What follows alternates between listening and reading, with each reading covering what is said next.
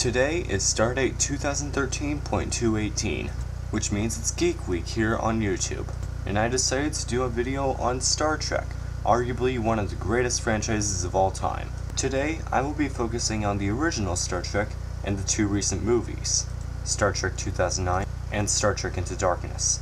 And for all you Next Generation fans, don't worry, I'll be talking about Next Generation tomorrow. We are currently in the 50s. Or at least the 2250s. We are peeking into what is likely to be the universe in a quarter of a millennium. But there are a few issues though. Firstly, and most importantly, are there even aliens? Our Milky Way galaxy contains trillions of stars, and the universe contains trillions of galaxies, which means there have to be aliens at least somewhere in the universe. NASA's Kepler satellite has already discovered over 800 exoplanets, or simply put, planets that are not actually in our own solar system, at least 7 of which may sustain life as we know it.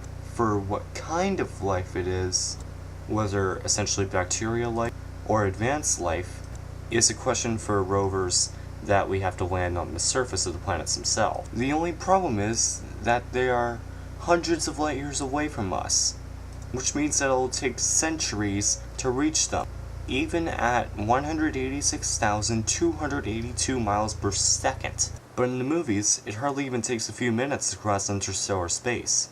So, is it actually possible for something to travel faster than the speed of light? First, let's take the fastest spacecraft ever put out of Earth's orbit, the New Horizons probe, which will go into Pluto's orbit sometime in 2015. It is currently traveling at 36,000 miles per hour, making it, once again, the fastest man-made thing to ever leave Earth's orbit. However, that is literally nothing compared to Captain Kirk's ship, the USS Enterprise NCC-1701, which can reach a maximum safe speed of warp 6, a cruising speed of warp 8, and an emergency speed of warp 9. But we can't even achieve warp 1. Yet. I'm saying yet because there is actually a way to transport something faster than the speed of light. The Alcubierre Drive, which basically means manipulating the space around you and essentially riding a wave. Last, but certainly not least, is teleportation. Beam me up, Scotty. Scotty? Well, okay, our teleportation technology is pretty limited as of right now when compared to Star Trek. Oh, come on, he's not going to be born for another 290 years? What a ripoff. But in 1998, physicists were able to teleport one photon about 1 meter, and have since been able to increase the distance to over 100 miles. But it was still just, a photon.